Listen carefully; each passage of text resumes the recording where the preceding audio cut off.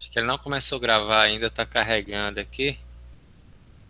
Agora já está gravando. Então, vamos lá dar continuidade no nosso caso e vamos verificar, né, o que vocês conseguiram fazer para resolver aquele nosso problema. Bom, o que nós tínhamos visto na última aula era o problema em relação a esse código que nós fizemos, né? Nós abrimos os arquivos, né? Carregamos os dados de cliente pessoa física, cliente pessoa jurídica, conta corrente e conta poupança, tá? E, e aí nós implementamos aqui tudo isso e no final o nosso programa ele simplesmente o que ele faz? Ah, tá. Ele faz isso aqui, ele imprime. Tá, é que eu acabei colocando uns códigos aqui, deixa eu só dar um espaçado.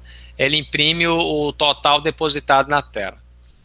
E aí nós vimos que esse código estava demorando um pouco, né? Ele estava gastando lá mais de 2 minutos para poder carregar um conjunto relativamente pequeno de dados. São 100 mil contas de cliente pessoa física, mais ou menos 1.000 contas. Não, 100 mil pessoas físicas, 1.000 pessoas jurídicas, mais ou menos 100 mil contas de pessoa com conta poupança, mais ou menos 100 mil contas de conta corrente. Então, assim, não são muitos dados, né? Os dados são relativamente pequenos. E para levantar esses dados na memória, estava demorando cerca de 2 minutos, tá? Então, a gente viu que tinha algum problema. E aí vocês viram que o problema estava aqui, né? Na hora de carregar a conta corrente, tem esse método, recuperar cliente, que passa o código, tá? Nós tínhamos criado aí duas coleções de dados, né, armazenadas aí no array list, um para clientes e outro para contas, né? E nós tínhamos feito esse método recuperar cliente para que eu possa, né? A gente viu que aqui a conta, deixa eu abrir aqui a classe de conta, ela tem um cliente, né? Ou seja, um cliente tem uma conta. Então, o cliente é um atributo da classe conta, né? E aí a gente precisa recuperar qual cliente, né? A qual cliente pertence essa conta. E estava sendo feito por meio desse método recuperar cliente. E aí vocês de cara viram, ó, isso aí está demorando por quê? Isso aqui é uma pesquisa sequencial, né? Então, para cada conta, eu tenho 200 mil contas, eu estou fazendo 200 mil pesquisas sequenciais em uma coleção de dados que tem mais de 100 mil dados. Isso fez com que levasse aí 2 minutos para poder carregar esses dados. Então, assim, a gente está vendo aí que a pesquisa sequencial, que é da ordem de N, e fazendo isso aí 200 vezes, tornou o programa lento. Se fosse fazer só uma vez, a gente não ia perceber que estava lento, né? Mas como está sendo feito aí 200 vezes, porque são 200 não, são 200 mil contas, né? São 200 mil contas, 100 mil contas poupança e 100 mil contas correntes. Tá? O Murilo, que não teve aqui no último fórum,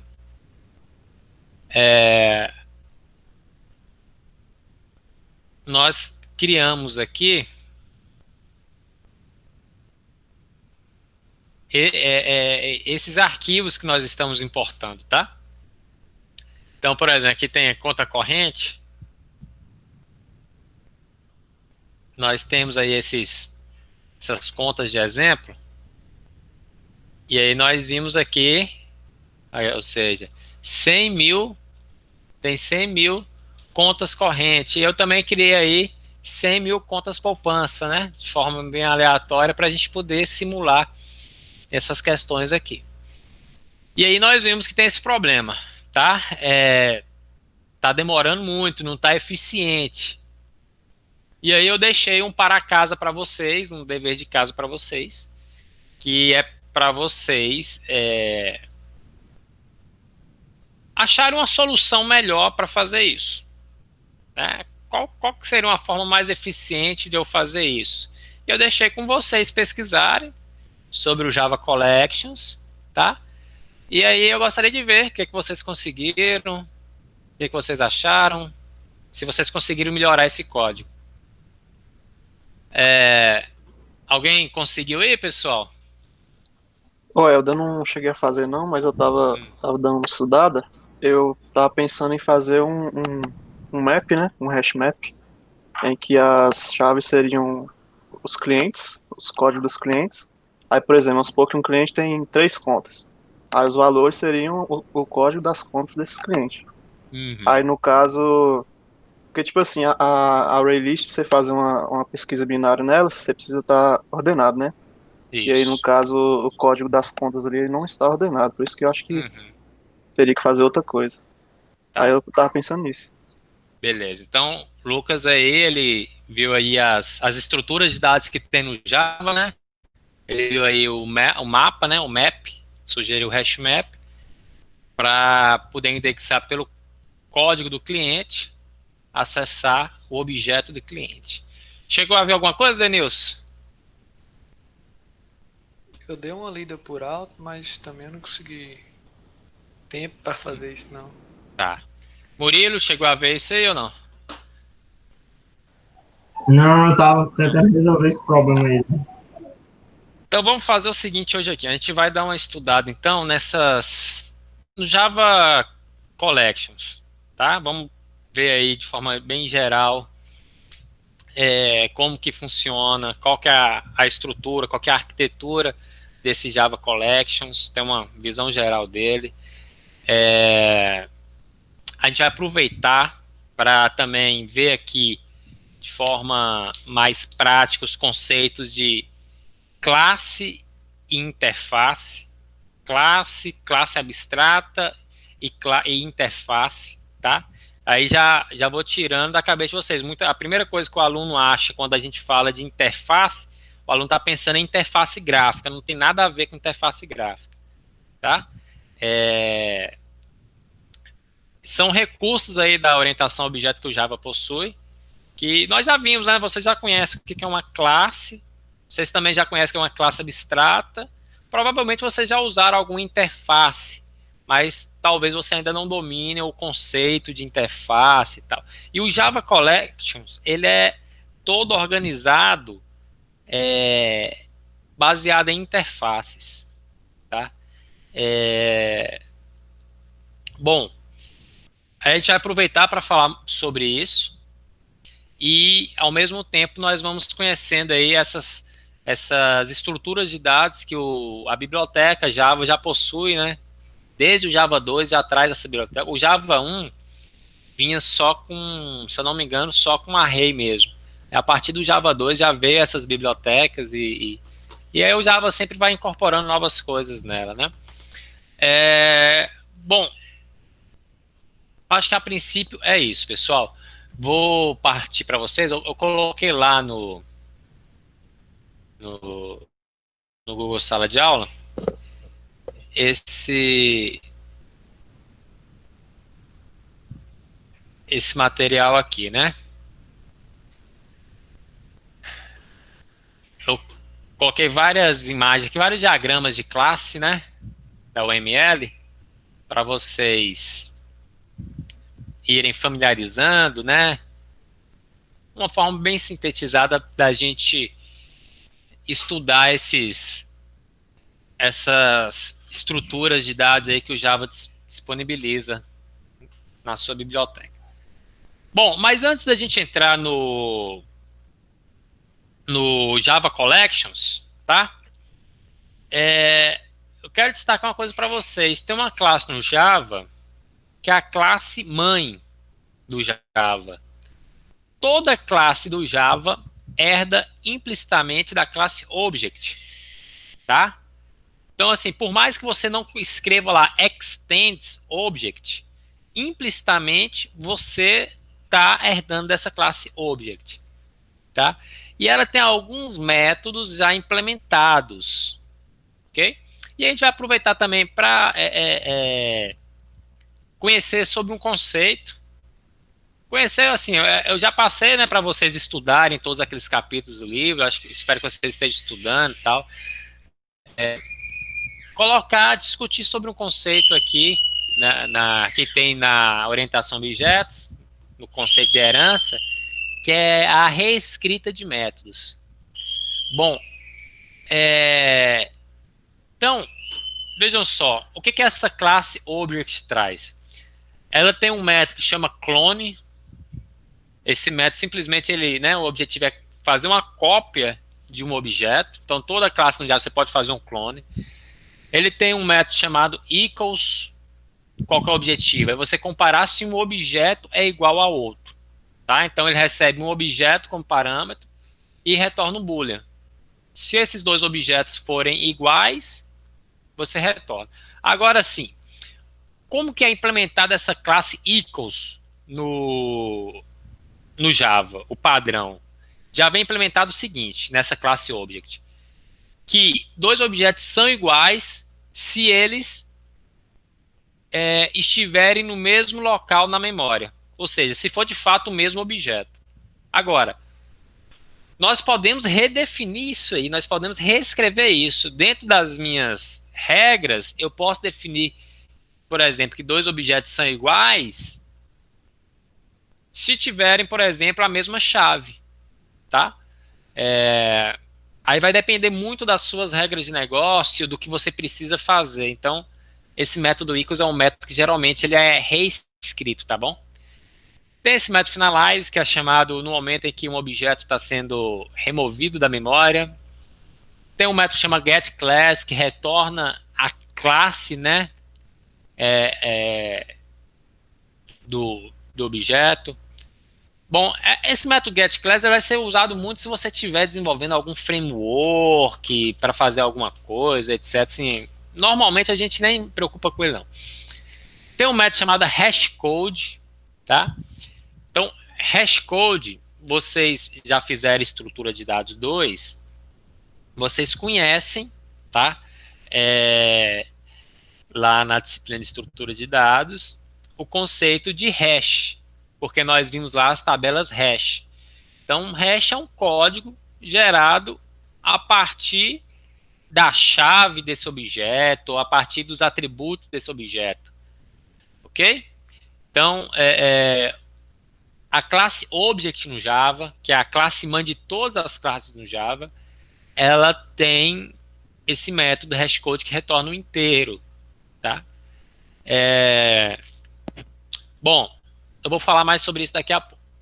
Tem um outro método, toString, que serve para você converter, né, o seu objeto para uma string. Então, isso aí pode ser útil para várias coisas, né?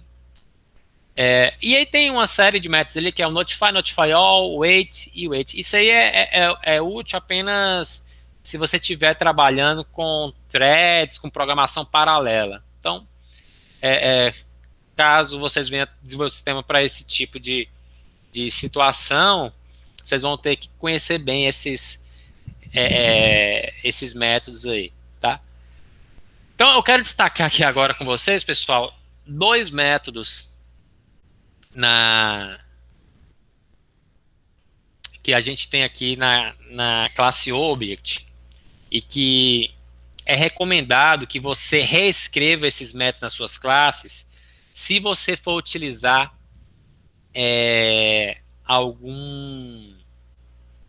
se você for usar o Java Collections, tá bom? Porque muitas das soluções disponíveis no Java Collection usa estratégia baseada em hash. Então, se você reescreve a classe hashcode, você vai estar otimizando a implementação do algoritmo. E a própria classe equals, às vezes você quer, às vezes você precisa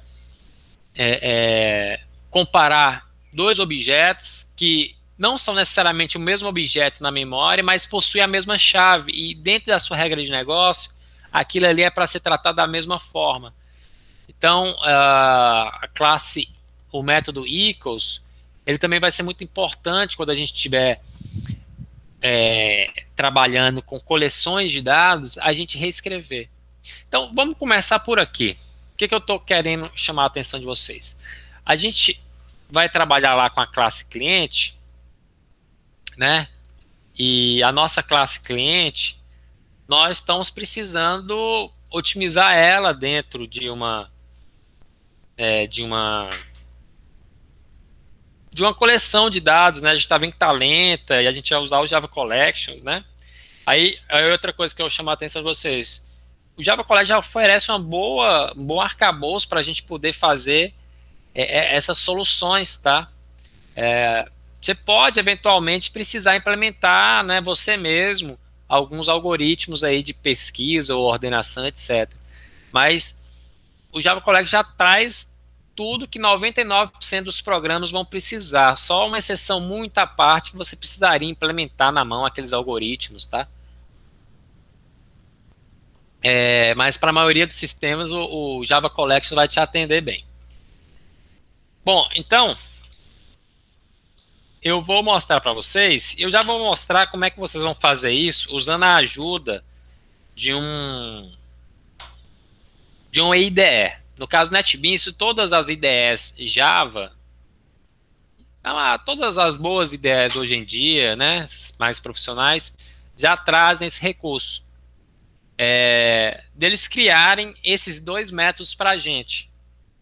Esse método equals, esse método hashcode. Vocês lembram lá da disciplina de estrutura de dados que existia uma série de questões importantes para você gerar um código hash? Você não pode gerar um código hash de qualquer jeito.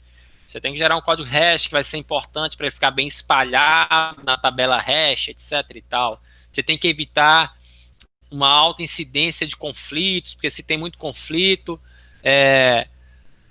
a eficiência do seu algoritmo, né, da sua implementação vai ser prejudicada, etc. Então, assim, acaba que as IDEs já trazem uma solução pronta para a gente não ficar precisando, quebrando cabeça disso aí, etc. e tal.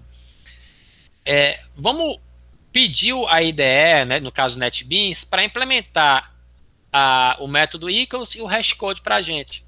É a forma mais simples da gente fazer isso. Ele já faz todo o trabalho que a gente precisaria fazer. Antes disso, a gente tem que decidir qual que é a chave da nossa classe cliente. Vocês sabem me falar, pessoal? O que vocês acham que seria a chave aí? O código, né?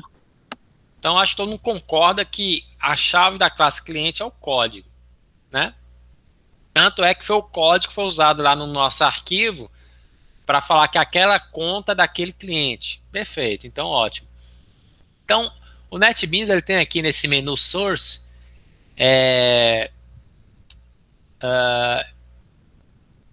aqui, ó, nessa opção aqui, que é Source, Insert Code. Aí já traz a opção aqui, ó, Generate Equals and Hashcode. Aí eu só vou selecionar aqui, marcar, ele vai mostrar essa tela.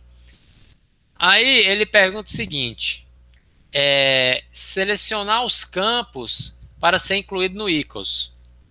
Nós vamos selecionar as nossas chaves. Então, assim, eu vou considerar que dois objetos são iguais se eles tiverem o mesmo código, né? Ou seja, nós vamos considerar que dois clientes são iguais se eles tiverem o mesmo código. E aí, pessoal, para ficar uma boa implementação, a mesma chave que eu uso no equals, eu tenho que usar no hashcode, tá?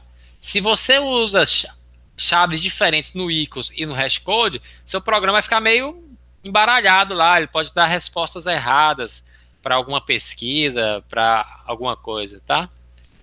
Tem que considerar essas questões. Luana entrou aqui agora.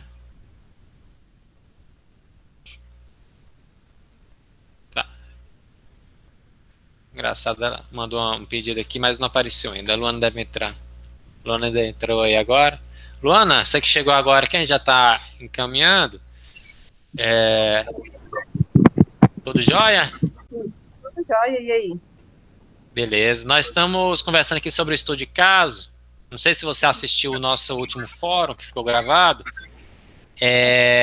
Eu passei para vocês buscarem uma solução para otimizar a pesquisa do cliente na coleção de dados que nós estávamos utilizando. Aí assim, como você entrou no meio da aula, depois você assiste o início da aula para você ver. Eu já falei sobre os métodos equals e hashcode, tranquilo? Tudo bem, eu assisto depois. Bom, olha só, pessoal. Então, o método equals e hashcode tem que ter a mesma chave. Se você escolher chaves diferentes para o equals e para o hashcode, não vai funcionar corretamente os algoritmos de pesquisa e ordenação que o Java Collections disponibiliza, tranquilo? E aí, ó, eu vou clicar no botão Generate e o NetBeans vai criar esses métodos para mim. Aí você vai ver aqui que o NetBeans criou esses dois métodos. Vamos primeiro olhar aqui o hashcode. Ele usa alguma lógica, tá? Considera lá número primo, tá? E faz algumas multiplicações, chama uma outra função hashcode aí do Java, né? Da classe Objects, tá? E retorna esse inteiro. Beleza? Então, assim, acaba que a gente nunca vai chamar esse método, tá, pessoal? Mas o framework internamente vai chamar ele. Por isso que é importante a gente reescrever esse método. Bom, por que isso aqui eu estou falando que é uma reescrita? Como eu falei, esse método ele já existe na classe Object, correto? Então ele já existe lá. Nós estamos aqui reescrevendo ele. Tanto é que a gente está usando essa anotação aqui, especificando que ele é uma reescrita, ou seja, um override. Override é reescrever em inglês, tá? Só para mostrar na prática para vocês. Aquilo que eu estava falando da classe Object, pessoal. Não está escrito aqui, mas toda classe no Java, implicitamente existe aqui, ó, extends object. Essa aqui é a superclasse do Java, tá? Vamos abrir ela aqui, só para vocês verem. Então essa aqui é a classe mãe, ó. Ó o que está escrito aqui, ó. Every class has object as a superclass, ou seja, toda classe tem a classe Object como superclasse. Ela é a superclasse do Java, de toda classe Java. Todos os objetos incluem arrays, tá. E aí vocês podem ver, ó, quer ver o método aqui, ó.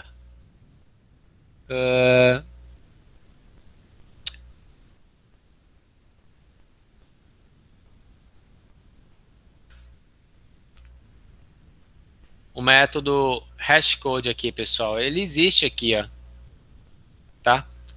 Ele não tem nenhuma implementação, mas ele existe. Você vê o método equals, ele também existe. E é o que a gente vai reescrever. Então, por isso que a gente fala que é uma reescrita. São métodos que já existem, tá? Na classe Object, e nós estamos reescrevendo aqui. Então, quando vocês ouvirem esse conceito de reescrever métodos, em qualquer linguagem orientada a objeto, vai ter esse recurso de reescrever método, tá? É isso, pessoal. É você usar a mesma assinatura, aí você vai dar um novo comportamento para esse método, tá bom? Então, vamos pegar aqui agora o exemplo da classe equals, do método equals, desculpa. Aqui é a classe Object, tá? Olha só como é que está implementado lá. Simplesmente ele verifica se o objeto atual é igual ao objeto que vem da memória, que vem como parâmetro aqui. Ou seja, ele está verificando, de certa forma, o endereço de memória. Então só vai dar true, só vai dar positivo aí, quando this for o mesmo objeto na memória, for o mesmo endereço na memória que esse outro objeto. Tá? O que nós estamos fazendo aqui? E nós pedimos o NetBeans para fazer isso para a gente. Ele está verificando, né? Ele está fazendo algumas verificações aqui, alguns if. Primeiro verificando se é null, etc. Né? Verifica aí se é a mesma classe, chama o método getClass. Se forem classes diferentes, retorna false. Bom, e aí ele pega esse objeto que veio com parâmetro, e aí verifica se o código é igual. esse método objects.equals, ele está verificando se o código foi igual. Se o código for igual, ele vai retornar true. Né? Se não, ó, que está na verdade uma negação, né? Ele retorna falso. Então isso aqui é o que a gente chama de reescrever método. Esse conceito, pessoal, de reescrever método, vocês já conheciam? Tá claro para vocês? Ajudou a exemplificar? Que é um conceito fundamental na orientação a objetos. Eu tinha visto na apostila lá que eu tava lendo. Sim. Então esse aqui é um exemplo de reescrita, tranquilo? O que vai acontecer? Olha só. Vamos pegar aqui é a classe cliente, tá? Se eu chamar o método equals da classe cliente, ele vai executar esse método aqui. Tá bom? Vamos pegar uma outra classe de exemplo aqui, a classe conta. Se eu chamar o método equals da classe conta, não tem ele implementado aqui explicitamente, na verdade? Mas vai executar o quê? Vai executar isso aqui. Para a classe cliente, não vai ser executado esse método aqui. Esse método aqui ele não vai ser executado. Ele vai ser executado o que foi reescrito. Tá vendo? Esse é o conceito de reescrever um método. Beleza? Eu estou redefinindo como que aquele método funciona. Aí você fala assim, professor, e para a classe pessoa física que herda de cliente? O que vai acontecer? Bom, não existe esse método aqui no cliente. Aí o que vai verificar? Desculpa, não existe esse método na pessoa física. Ele vai verificar na classe cliente. Opa, existe esse método na classe cliente. Então eu vou executar isso. Não vai ser executado lá da classe object. Beleza? Então, reescrita serve isso para isso, pessoal. Quando você tem uma estrutura de herança, você pode, então, redefinir como que os métodos funcionam. Tá? Isso que é reescrita. E isso tem tudo a ver com polimorfismo, né, e etc. Bom, então, vocês conhecerem a classe Object agora, que eu apresentei para vocês, os métodos que ele tem. Os métodos são importantes vocês reescreverem sempre que vocês forem utilizar o Java Collections e for fazer alguma operação com ele. Então, é sempre importante vocês reescreverem, tá? Eu vou apagar aqui, porque isso aqui implicitamente já está feito, né? Então, beleza. Bom, vou agora falar com vocês aqui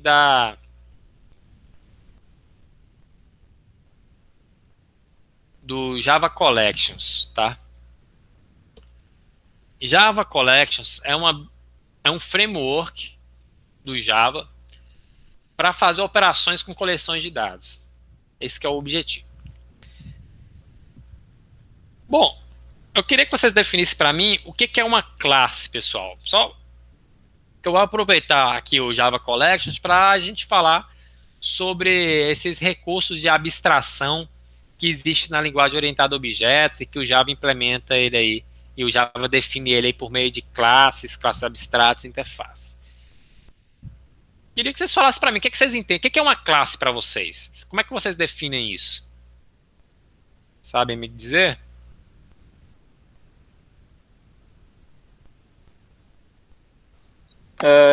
É uma estrutura, não sei, um conjunto que possui comportamentos e atributos. Isso, atributos e comportamentos, né? Propriedades e comportamentos, ele tem ações, etc.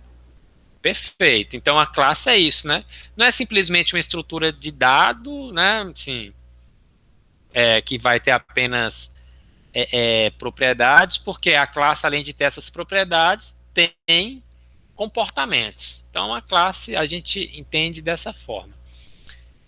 E uma classe abstrata, como é que vocês entendem que seja uma classe abstrata?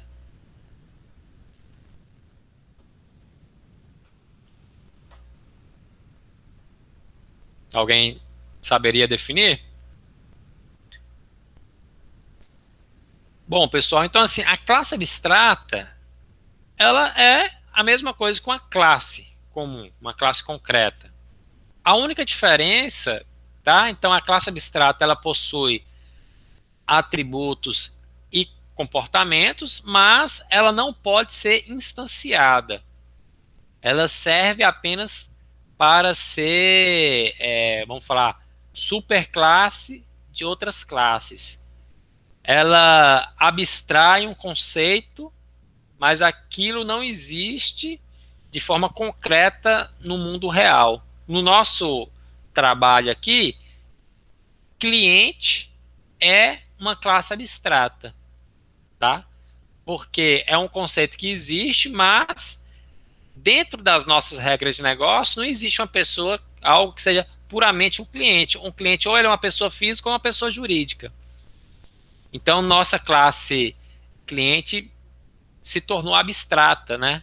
Porque ela não existe, somente ela não existe no mundo real. Ou é uma pessoa física ou uma pessoa jurídica. A mesma coisa nós fizemos aí para conta, né? Nós enxergamos que conta, né, vai ter lá suas propriedades e seus comportamentos, mas a conta não existe dentro das nossas regras de negócio. Ou é uma conta corrente ou uma conta poupança. Então foi isso que nós fizemos, tá? Bom, então classe abstrata, interface.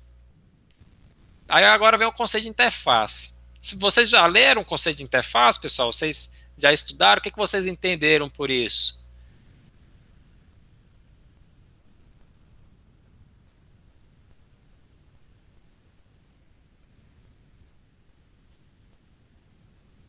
Bom, pessoal, eu vou definir aqui, que primeira coisa que eu já falei com vocês, né? Eu vou repetir. Tira da cabeça que é a interface gráfica. Que a primeira coisa que o aluno pensa é, agora que já vem interface gráfica. Não tem nada a ver com interface gráfica. Bom, a gente pode entender a interface como um contrato, tá? Um contrato que uma classe que venha implementar essa interface deve ter. E aí, no Java tem as seguintes regras. Uma interface, ela não possui atributos e ela possui apenas, vamos falar o seguinte, ela possui apenas métodos abstratos, tá? Você sabe o que são métodos abstratos? Acho que nós não chegamos a fazer, né?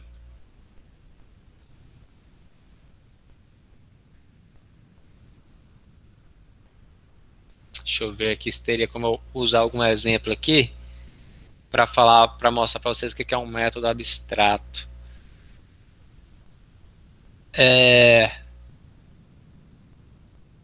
Bom, eu vou inventar um exemplo aqui, pessoal, para mostrar para vocês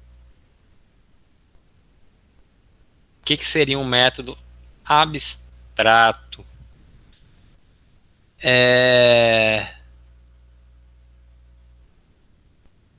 Bom, eu vou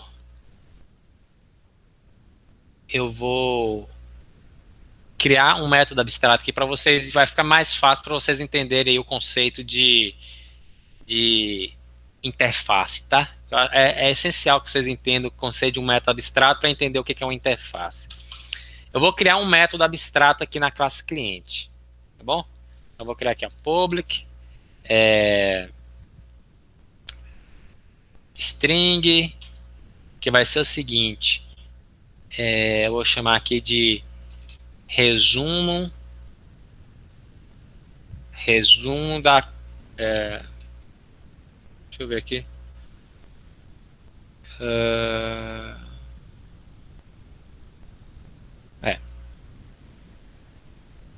vou chamar assim, get descrição cliente, tá? Olha só,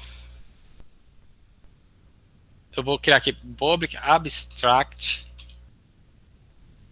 Isso aqui é um método abstrato, ou seja, é um método que não possui implementação. Ele possui somente a assinatura. O que eu estou falando? Todo cliente vai ter um método get descrição cliente, mas eu não estou implementando ele. Quem é que vai ter a responsabilidade de implementar esse método? Quem herda da classe cliente. As classes concretas que herdem da classe cliente. Tá? Então, um método abstrato é esse método que ele não possui uma implementação. Ele apenas possui uma assinatura, ele apenas possui um contrato de quem for um cliente tem que ter, tem que implementar esse método, tá? Então é uma obrigação de quem é uma classe concreta implementar esse método. Tanto é que vocês podem observar aqui, ó, que a classe pessoa física e pessoa jurídica passou a acusar um erro. Ó. Vocês pegarem a ajuda aí do NetBeans, vai falar o seguinte, ó, implementar todos os métodos abstratos. Ó. Aí ele já cria para mim aqui, né, falando que eu estou reescrevendo esse método. Bom, olha só para a gente combinar o que nós vamos fazer. Vamos considerar que a descrição do cliente é mostrar o nome dele, no caso da pessoa física, e o salário. E no caso da pessoa jurídica, é mostrar retornar o nome da empresa, né, e o porte dela. Tranquilo? Então vamos fazer isso aqui só para ilustrar. Eu vou criar uma classe aqui, ó, vou implementar aqui para o cliente, string builder, tá?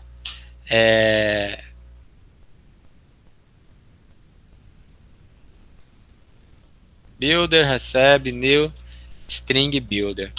Bom, isso aqui é uma coisa importante.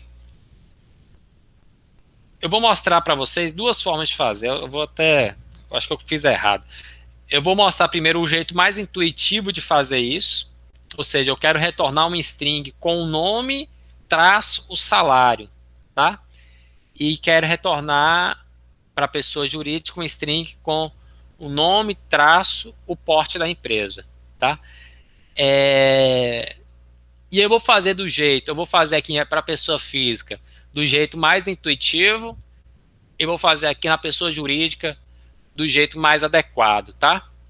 E aí é bom que a gente vai entrar numa outra discussão. Essa aula foi bom que a gente pegou um pouquinho de cada assunto aqui para vocês conhecerem. Bom, eu vou criar então, o que vocês fazem? Vocês fazem isso aqui, né? String, descrição, recebe, abre chaves, assim, por exemplo, nome, tá? Aí você concatena um string, não é isso? Mais this.nome, aí põe um mais aqui, aí põe outra, abre aspas, traço, fecha aspas, aí a gente vai colocar aqui assim, salário, né?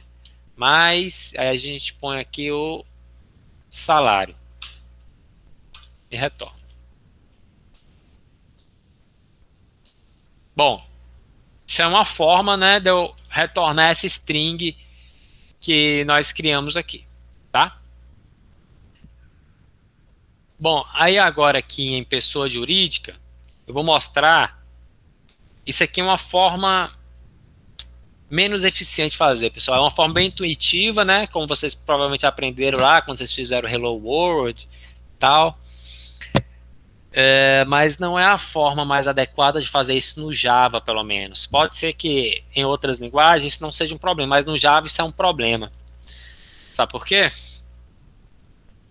No Java as strings são imutáveis. Ou seja, no momento que você fez isso aqui, ó, isso aqui virou endereço na memória. No momento que você fez uma concatenação aqui, isso aqui virou um outro endereço na memória. Nome, dois pontos, o nome do cliente. No momento que você pegou essa string aqui e fez essa outra concatenação, isso aí virou um outro endereço na memória. Que agora é nome, tá? E o salário. No momento que você fez essa outra concatenação aqui, você criou um outro endereço na memória. Só para ficar bem mais didático e mais para vocês entenderem o que eu estou querendo dizer, é que toda vez que você concatena uma string no Java, ela cria um endereço na memória para aquela string, tá? Olha só, o que eu estou querendo dizer. No momento que o Java viu que tinha isso aqui, ele criou, né, uma string lá na memória com isso aí, nome, 2 pontos. Vamos considerar que o nosso cliente é o João, que tem um salário de R$1.000. Bom, aí no momento que ele concatenou aqui com o atributo, ele não modifica essa variável. Ele cria uma nova e coloca o nome do João aqui. Então você tem 2 variáveis na memória, só por você ter concatenado um string. E no momento que você fez essa outra concatenação aqui, tá? Ele não está modificando essa aqui. Ele vai criar essa outra aqui, colocando em traço, salário, 2 pontos, espaço. Tá? Então, isso aqui, na hora que concatena o salário ali, que é R$1.000, vai ficar desse jeito. Ou seja, você queria apenas criar uma variável, que era a descrição. Mas para você criar uma variável concatenando string dessa forma, você criou 4, tá? E num processo que você for manipular muitos dados, você pode encher sua memória só com a má manipulação de strings no Java. Correto? Então, como é que vocês devem manipular strings no Java? Vou fazer aqui na pessoa jurídica o jeito correto. Vocês devem usar a classe String Builder. Oi? Ô, Helder, isso é só do Java ou nas outras linguagens quando você Olha, faz concatenação? no Java é assim, Denilson. Pelo que eu já estudei no Java, esse é um problema que tem no Java. Não é um problema, sim. A arquitetura do Java decidiu ser dessa forma. Isso, de certa forma, otimiza algumas coisas para o Java, mas o programador tem que estar ciente que, se isso for usado de forma equivocada, né, sem controle, você vai encher sua memória com coisa que não te interessa. As outras linguagens, eu não sei te falar como seria isso no Python, por exemplo, tá? Eu não sei te falar, viu? Aí a gente tem que estudar cada linguagem para ver. Você pode pesquisar, né? Sempre que você for estudar uma linguagem nova, desenvolver coisa, você pode pesquisar assim, como manipular strings no Python, por exemplo, como concatenar strings, a forma mais adequada para você ver qual que seria o método correto. Eu acredito que, por exemplo, uma linguagem mais moderna, mais que pretende ser mais dinâmica, né, mais intuitiva, como o Python, já deva fazer isso aí tudo de uma forma mais abstraída, tá? Mas assim, a gente tem que verificar, né, se você vai fazer algum sistema que você vai colocar em produção e você precisa ter esse cuidado com o uso da memória, você tem que verificar essa questão da string. Provavelmente outras linguagens usam a mesma estratégia do Java, tá? Então aí você tem que ter esse cuidado. O que eu recomendo é sempre você pesquisar antes, quando você estiver estudando uma linguagem nova aí. Então no Java, pessoal, para você conseguir fazer isso sem ter desperdício de memória, você tem que usar a classe String Builder, tá? Então a gente vai criar aí um construtor de string, tá? Dá o nome aí, New String Builder, tá? Aí o que a gente vai fazer? Vai fazer aqui builder.append, no caso aqui vai ser então nome, 2 pontos, aí você vai dar um novo append, aí aqui você vai colocar o nome do cara. Então você nunca usa o mais para concatenar a string, tá? Por mais que seja bem intuitivo, bem prático, é péssimo para um sistema que você vai ter que gerenciar bem a memória. Evitar desperdício de memória. Vou colocar aqui port, tá? É o código do port, na verdade, né? Ponto append this.port. E aqui vai fazer um return builder ponto toString. E aí ele vai te retornar string, e internamente o string builder ele gerencia essa questão de evitar desperdício de memória, tá? Então, ó, sempre faça desse jeito. Tranquilo? Entenderam aí, pessoal? Ficou claro para vocês essa questão da string no Java? Tranquilo. Beleza. Então, sempre que for fazer alguma coisa que assim, eu sei que, né, às vezes dá uma preguiça de escrever uns caracteres a mais aí, né? Mas vai ser mais eficiente que isso. Então, eu sinto falta nas ideias de, sabe, tem um negócio de refatorar isso aqui, ó. Pegar isso aqui, será que tem? Aí ele tá mostrando aqui, ó. Não, mostra. Dele já pegar e refatorar esses códigos de string mal feito. Eles poderiam ter isso, ó. Deixa eu ver se tem opção. Refactor.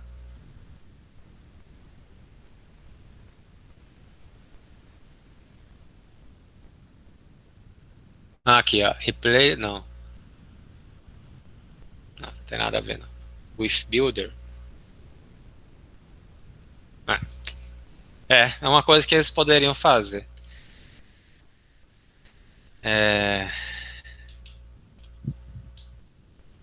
Já tem um refactor para corrigir essas strings mal feitas.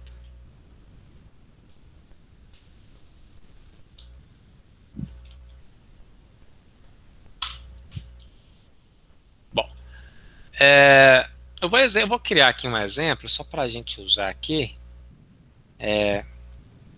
no main, só para vocês verem que a gente fez a implementação, não ficar sem resolver. Eu vou comentar então aqui esse aqui, vou criar duas classes aqui de exemplo. Por exemplo,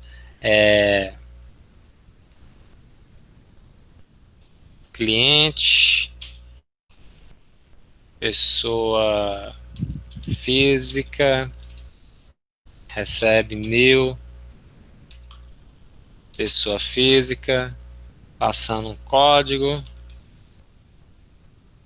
nome, João, uma senha e um salário de R$1.000. Eu vou criar aqui um outro cliente, pessoa jurídica, recebe new, pessoa jurídica, passando código, empresa ABC, senha e um porte aqui, acho que G para grande porte, né? Bom, tá escrito errado. Então vamos dar aqui vamos imprimir aqui então, por exemplo, pessoa física ponto, você vê que tem um método get descrição cliente, tá? System.out.println pessoa jurídica ponto get descrição cliente. Aí vamos executar aqui só para vocês verem.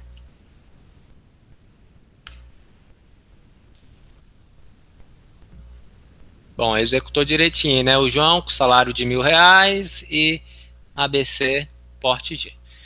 Então, olha só. O cliente tem esse método que é o método abstrato. Então, o método abstrato é isso. É um método que ele está definido, mas não está implementado, tá? Ou seja, tem só a assinatura do método. E aí você usa a palavra reservada abstract. Ok? Quem for implementar, quem for herdar a classe cliente e não for uma classe abstrata, ela é obrigada a reescrever os métodos abstratos. Porque se não faz isso, você vê que dá erro de compilação. O Java já acusa que essa classe não está correta, está faltando implementar. Ok?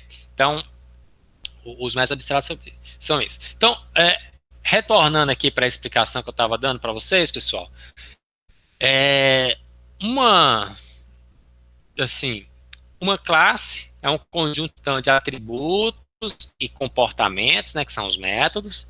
As classes abstratas, elas também são um conjunto de atributos e comportamentos. Entretanto, é uma classe que não pode ser instanciada, tá?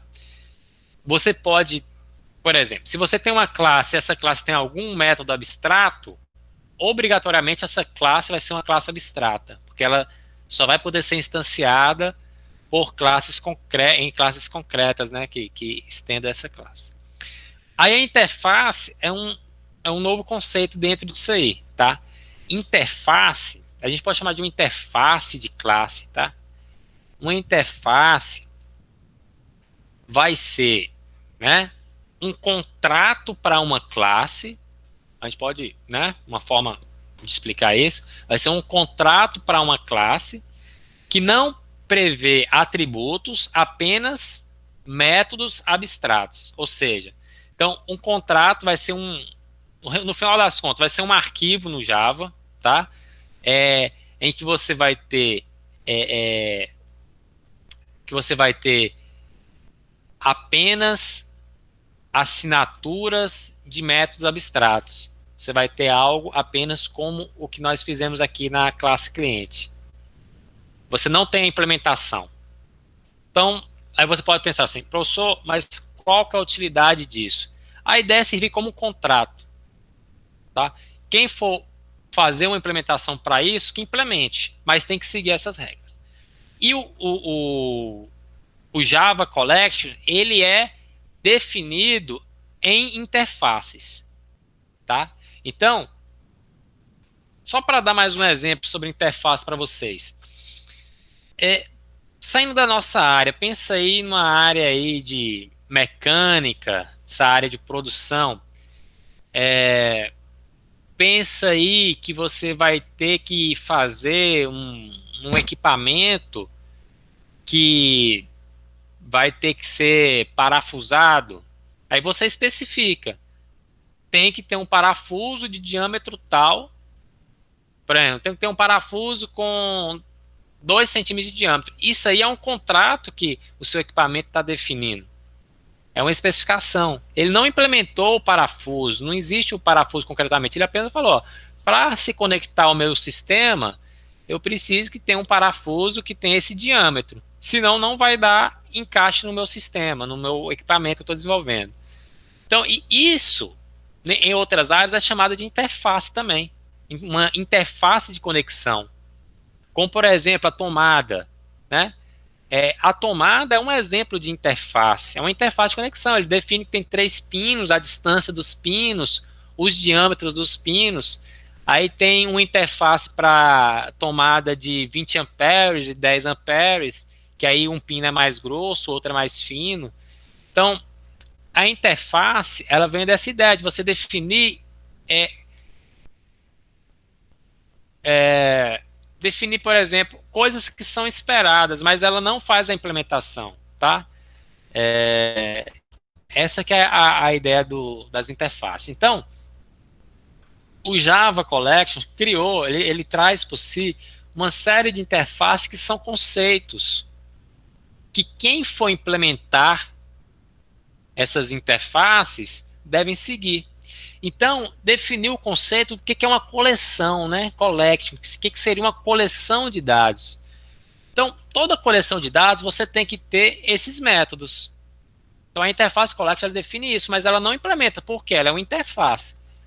Então, ela traz que uma coleção, ela tem que ter a possibilidade de você adicionar itens à coleção. Tem esse método da ADOL, você pode inserir vários itens de uma vez numa coleção, tá? E eles trazem aí o Boolean como parâmetro, se foi inserido com sucesso ou não, né? clear, que é você limpar a coleção, ou seja, apagar todos os elementos dessa coleção. Você tem um método aí, contains, que verifica se um objeto já existe naquela coleção. E aí que está a importância da gente reescrever o método equals, porque esse método contains, ele vai retornar true ou false. Ele vai retornar true se dependendo do resultado do método equals.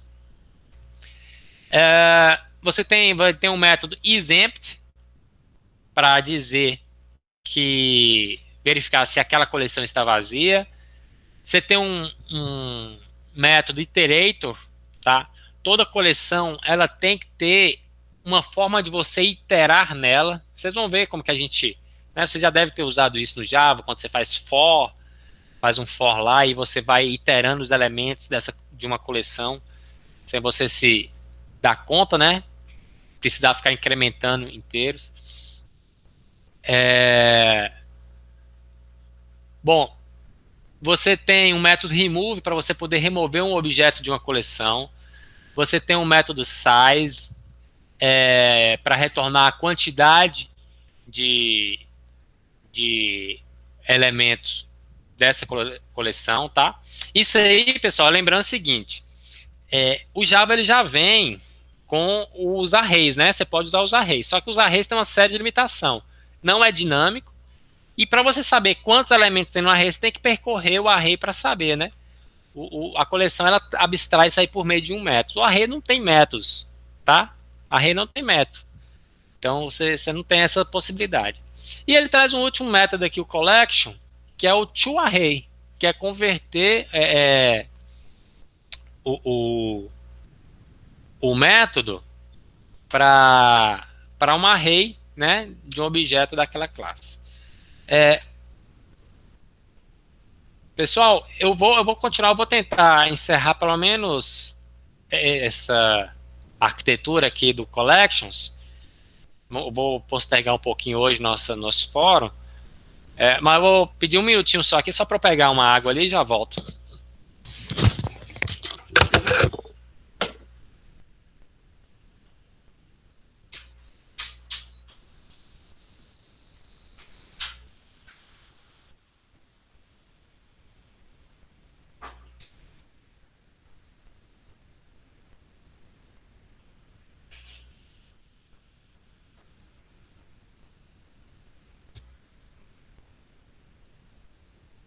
E aí, Luquinha, como é que você tá, pô?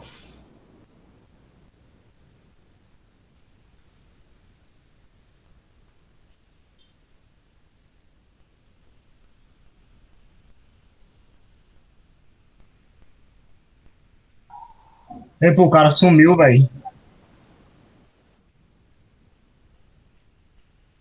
O cara quer conversar com nós, não. O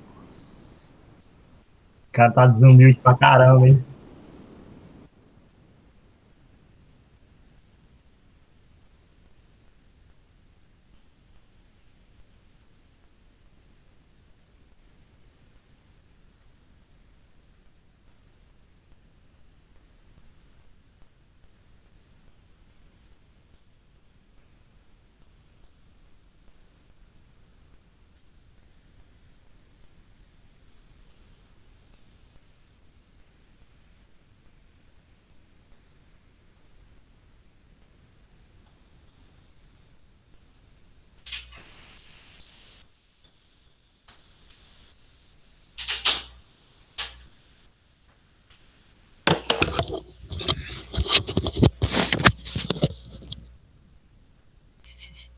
Bom, pessoal, então, recapitulando aqui. Estava falando aqui sobre essa classe. Então, olha só. Eu vou citar aqui as principais interfaces que o Java oferece na classe Collections, tá? Tem mais além disso. Se vocês forem olhar toda a documentação de Java Collections, vocês vão ver que existem outras classes, tá? Além dessas aqui, outras interfaces, etc. Mas essas aqui são as principais que a gente mais utiliza. Então, tem essa interface Collection, que ela vai ser a super, né? Ela é a super interface, vamos falar assim, né? Dessas interfaces set e list, tá? Qual que é a ideia de set? Set é conjunto. Então, aquele conjunto lá da matemática que vocês aprenderam no primário, set representa isso. E list traz o conceito de uma lista, né? Basicamente, a diferença entre list e set é que um conjunto ele não aceita objetos repetidos, tá? Ele não vai aceitar objetos que quando ele chama lá o equals, dá o mesmo resultado, né? Ou, desculpa, o hashcode, né? Dá o mesmo resultado. Então, o set, por isso que o método hashcode é importante, tá? Então, o set, se você inserir dois objetos que têm o mesmo hashcode lá, vai dar, não vai inserir esses dois, vai entender que é o mesmo objeto, tá? O método hashcode e o equals, né? Então é importante. Bom, e a lista aceita objetos repetidos. Então a principal diferença do set e da lista é isso. O set não aceita objetos repetidos, lista aceita. Essa é a diferença básica, tá? Só que tem outras diferenças. A lista você consegue acessar um objeto pelo seu indexador, seu índice, por meio do método get, tá? Então, eu quero pegar o objeto que está na posição 3 da lista. Vai dar o get passando 2, né? Porque começa a contar a partir do 0. Igual, semelhante ao que é no array, né? No array vocês acessam diretamente o objeto pela posição dele. No set você não consegue fazer isso. Tá bom? E aí o list ainda traz alguns outros métodos, né? Como adicionar. O list traz alguns outros métodos, como adicionar uma posição específica da lista, etc. Então, nós temos essas três interfaces. Isso aqui não são classes ainda, pessoal. Isso aqui são o list é uma interface que herda de outra interface. O set é uma interface que herda dessa interface também. O Java Collections, esse framework, traz uma outra interface também. Então, além de coleção do tipo conjunto, coleção do tipo lista, ele traz um conceito de mapa, de você fazer um mapeamento, também chamado de dicionário, né? Para quem conhece aí no Python, é o dict, né? É o dicionário. Aqui no Java a gente chama de map, que é o mapa, é a mesma coisa. Qual que é? É você ter um par de chave e objeto. Você tem uma chave que aponta para um objeto, tá? Então, a ideia de map é essa. Você tem um conjunto de chaves que aquela chave aponta para aquele objeto específico. Então, ele traz lá também os métodos de clear, contain keys, ou seja, contém aquela chave, né? Contains value, get, né, para pegar um objeto, tá? Com uma determinada chave. Put, para você inserir. Então, o put é o que a gente usa para inserir um par de chave e objeto, tá? Nesse mapa. E remove, para você remover um objeto que tem uma determinada chave. Também tem o size, quantos objetos foram inseridos nesse mapa. Então, isso aqui, pessoal, é o que a gente chama de contrato. Qual que é a ideia? Você pode implementar esses contratos de diferentes maneiras, tá? Existem diversas possibilidades para você fazer isso, de diversas formas diferentes. O bom de existir esses contratos, essas interfaces, é que você pode utilizar uma determinada implementação. Futuramente você vê que uma outra é melhor, você simplesmente troca a implementação, mas você não precisa mudar o código inteiro, tá? Por quê? Porque você implementou seguindo um contrato pré-definido, tá? Então, vamos agora passar aqui,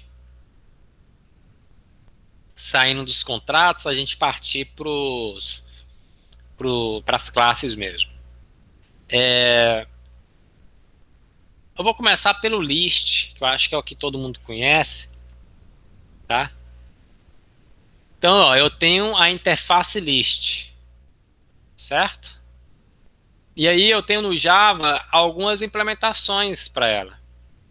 Eu tenho uma classe que chama linked list, eu tenho uma classe que chama ArrayList e uma classe que chama vector. Todas elas implementam a interface list. E são implementações diferentes, tá? Um linked list é uma implementação de uma lista encadeada que vocês estudaram lá em estrutura de dados 1, né? Vocês fizeram listas encadeadas lá no C, né? Usando ponteiros, etc. Então, esse linked list faz tudo aquilo, respeitando aqui o contrato de list, por meio usando uma lista encadeada. O ArrayList é uma implementação de uma lista que internamente usa uma estrutura de array, tá? Então, acaba que ela implementa a lista usando isso aí. Bom, agora a classe vector,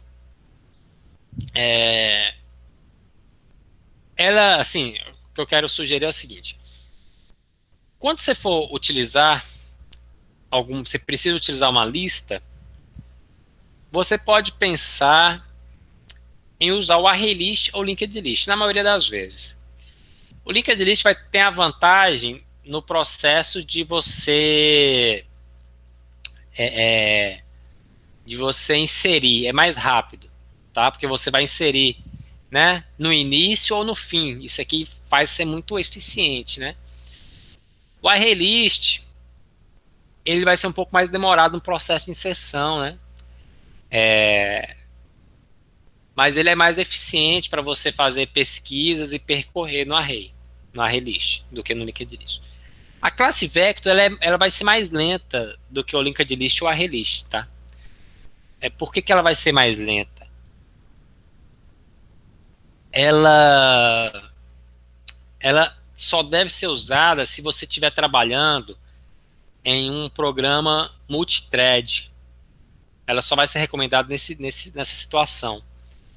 Porque ela traz, a implementação dela é sincronizada. Então, assim, você só vai usar vector ao invés de linked list ou ArrayList numa situação em que você está trabalhando num ambiente sincronizado e você quer que o vector vai te ajudar a evitar você ter problema na manipulação dos dados por conta disso.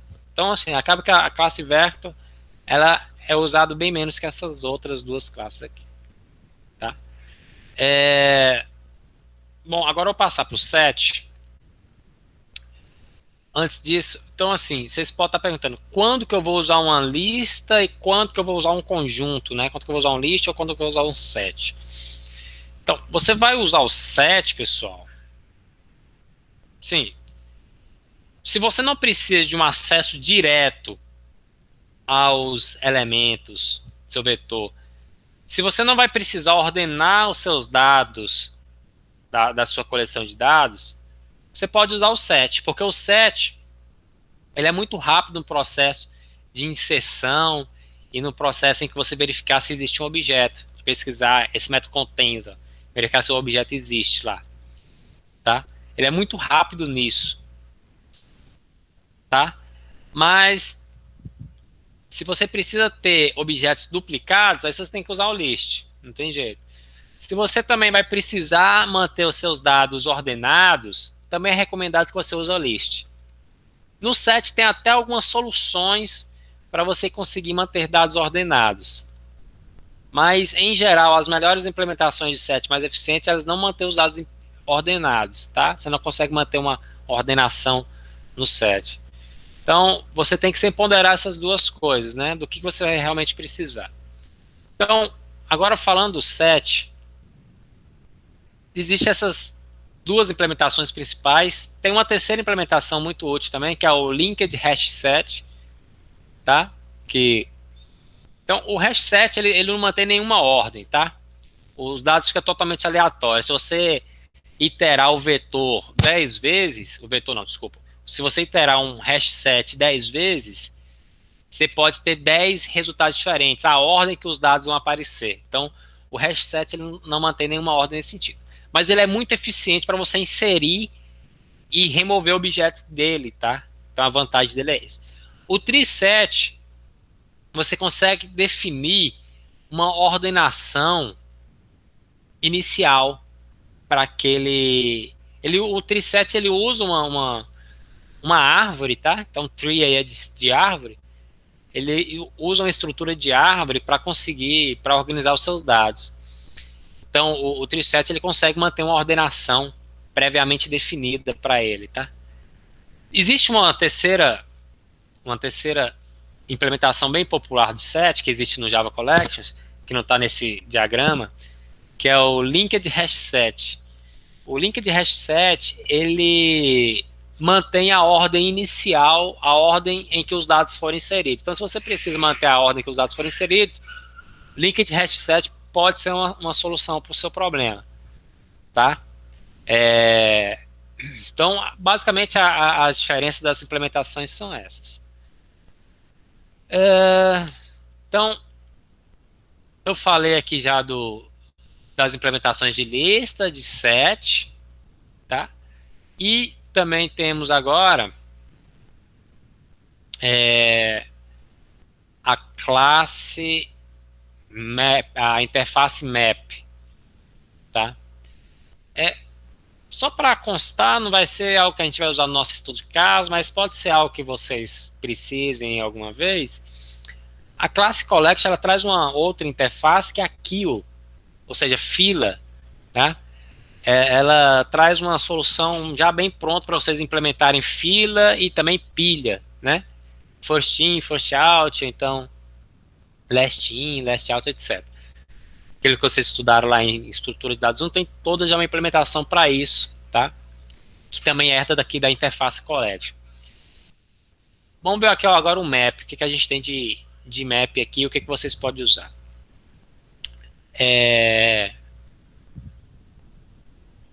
A implementação mais utilizada do map é a classe HashMap, tá? HashMap, como o próprio nome já está sugerindo aí, né? Usa aí o código hash, né? Tabelas hash, para otimizar aí o seu processamento, tá? Hashtable, a gente não vai utilizar muito, mas aqui esse diagrama que ele está mostrando um exemplo, tem uma classe muito usada aí no Java, que é a Properties. Quando você tem que fazer algumas propriedades de sistema, por exemplo, pares de string, você usa a classe Property, que no final das contas é um map. Mas dentro dos problemas que vocês forem utilizar, HashMap é uma boa solução. Hashtable, se eu não me engano, ela é também sincronizada, então ela só vai ser mais recomendada se você estiver utilizando programação multithread. Então, para esses contextos pode ser interessante o hashtable. Agora, no geral, o HashMap é uma solução bem eficiente aí pro problema. Bom, pessoal, não sei se ainda está confuso para vocês, eu recomendo que vocês estudem mais aí sobre o Java Collections. No início, o Lucas ele sugeriu que o problema fosse utilizado com map, tá? E aí a gente pode tirar aí já uma ideia, né? O Lucas até falou, tem a pesquisa binária que você pode fazer, mas precisaria ordenar os dados.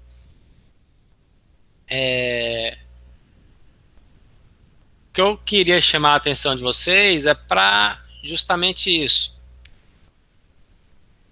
Um mapa. Vamos fazer uma análise aqui da complexidade em alto nível. Um mapa, qual que é o custo para eu acessar um objeto em um mapa, pessoal? Quantas verificações eu tenho que fazer?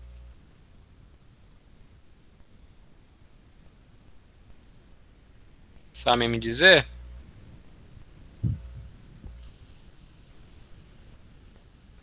comportamento assintótico? N? N foi o que nós tínhamos lá na pesquisa sequencial, não é isso? Na pesquisa sequencial a gente tinha que fazer ali, né? N comparações, né? No pior caso lá.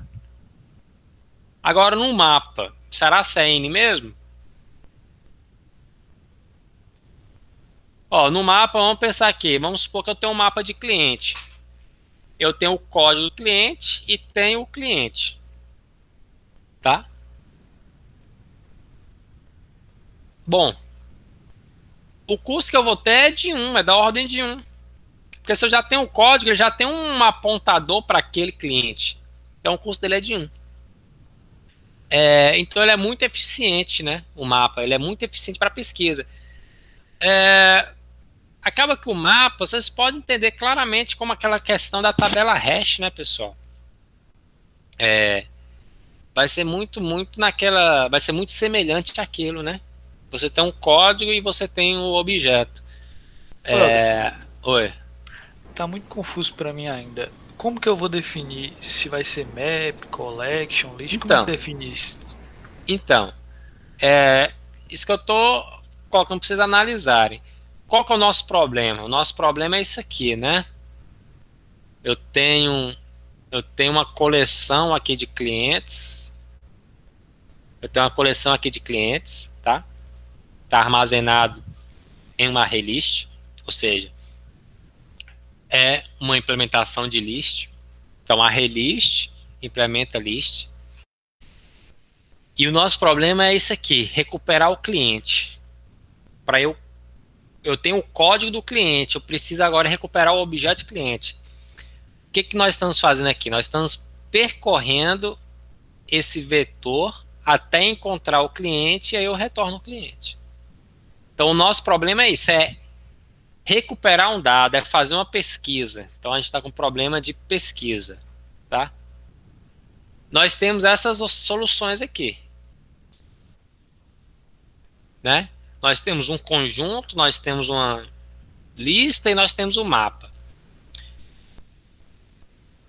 No conjunto e numa lista, no conjunto não teria outro jeito. No conjunto a única forma de você conseguir buscar, né, como você não tem aí uma ordenação bem definida, etc, tal, um acesso, né, você não tem index. No conjunto, basicamente, a pesquisa vai se dar por meio de pesquisa sequencial, tá? Numa lista, você pode implementar lá qualquer algoritmo de pesquisa. E aí, o Java já tem para a lista uma implementação de pesquisa binária. Você precisa apenas que os dados estejam ordenados. Então, você tem essa possibilidade. Você lembra qual que é o custo de uma pesquisa binária? Uma pesquisa binária a gente viu que tem um custo de log de n, né? Você vai sempre dividindo o problema ao meio. Que é o mesmo custo aí, se você for implementar uma árvore, etc. É log de n.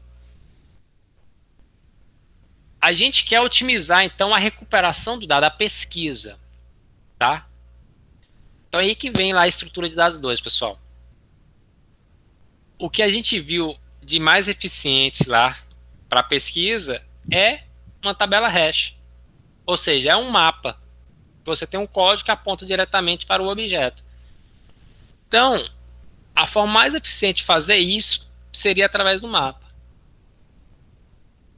Tá, ô Denilson? Não sei se você consegue enxergar como funciona o mapa. Você vai ter, então, ó, na hora que você for inserir no mapa, você vai ter lá uma chave e te retorna o objeto. Então, por exemplo, se ao invés disso aqui, ó, se você tivesse um mapa ao invés de uma array list, você não iria precisar percorrer, tá? Você ia apenas chegar no mapa e chamar esse método aqui, get, passando a chave e ele te retorna o objeto. Oi. Eu tava pensando que, por exemplo, o cliente lá, ele é do tipo list, né? Isso. Aí eu achei que tinha que pesquisar do mesmo tipo. Não, Ah, você então pode você alterar a usar. estrutura de dado. Isso é que eu tava em dúvida disso aí. Vocês podem alterar a estrutura de dado, tá? Você não precisa manter aquilo ali. É para vocês buscarem outra solução. Não é para ficar limitado ao list. E aí o Lucas deu a solução de seu map. É uma solução excelente. Estou mostrando isso. O custo é 1. Tá? O custo por meio de uma pesquisa binária seria log de n. Também é um bom custo. É eficiente, mas a gente está vendo que é imbatível, né? Se você considera que o custo de um mapa é 1. Tá? Então, assim,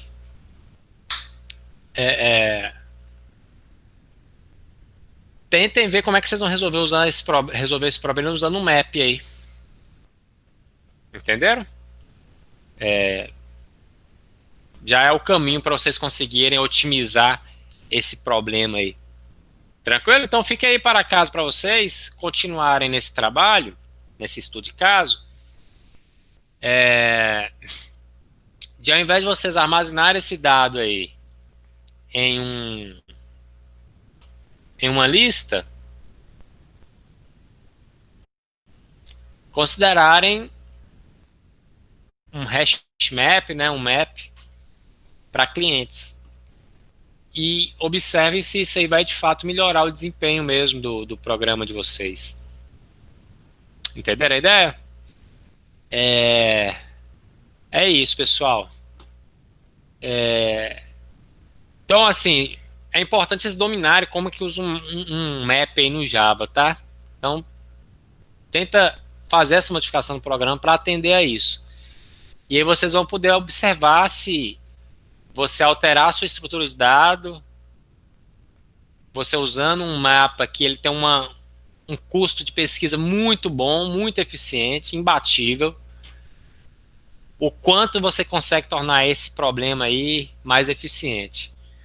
Então é isso que eu quero que vocês façam. E aí para terça-feira, semana que vem, aí vocês me mostrem se vocês conseguiram, o que vocês observaram, se vocês acharam que melhorou mesmo, ou se não muda muita coisa. E aí eu quero que vocês tragam isso aí para próximo fórum, tranquilo?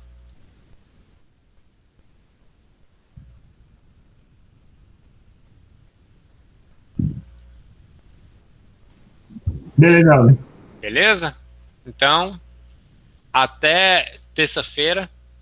Qualquer dúvida aí durante a solução, pode me procurar aí, mandar um e-mail que a gente vai conversando, beleza? Beleza. Então, tranquilo, pessoal. Abraço para vocês. Valeu. Valeu, falou. Falou. Valeu.